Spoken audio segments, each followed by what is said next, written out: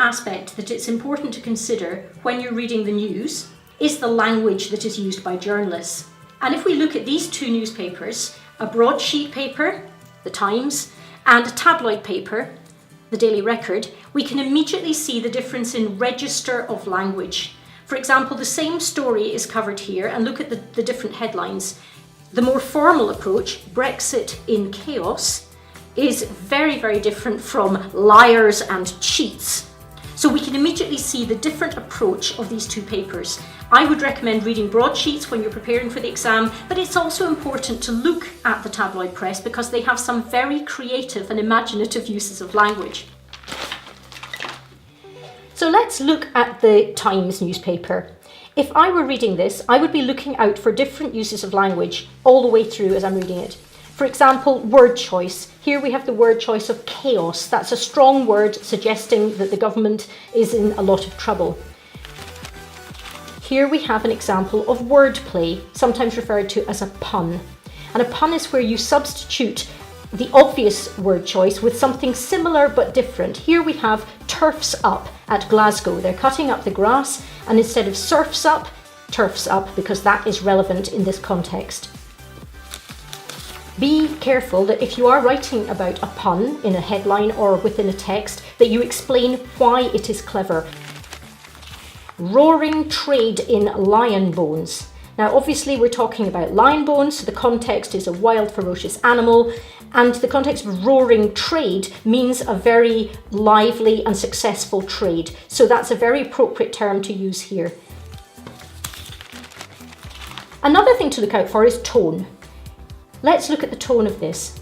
Now that Brexit is going so swimmingly, people tend to forget all the good things about the European Union, the endless directives, for example. Now, anybody who understands anything about Brexit, and you should make it your business to, will know that Brexit is not going swimmingly at the time of filming. So therefore, this is definitely an example of irony on the part of the business commentator in the Times. Another thing to look out for is the use of sound. If we listen to this, rejuvenated route ensures World Cup fever returns, there are a lot of instances of the letter R in this headline. That pulls the headline together and emphasises the message by the repeated use.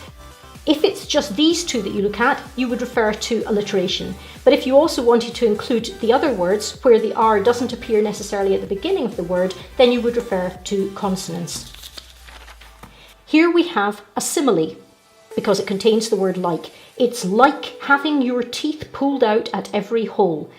This was a newspaper columnist explaining why playing at Carnoustie golf course is not the most pleasant of experiences. So he uses the analogy of going to the dentist, which for some people is an unpleasant prospect, and explains that at each hole of the golf course, it is almost as if you were having an extraction. So a very strong image, and certainly giving us a good impression of how unpleasant the Carnoustie course appears to be.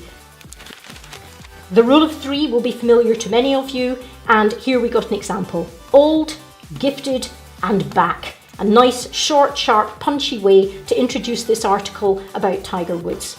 So you can see from going through the paper that if you keep your eyes open, you can spot lots of the techniques that you may be called upon to comment on when you're doing an interpretation or a close reading. The different boards call them different things, but anytime you're being required to understand and comprehend text.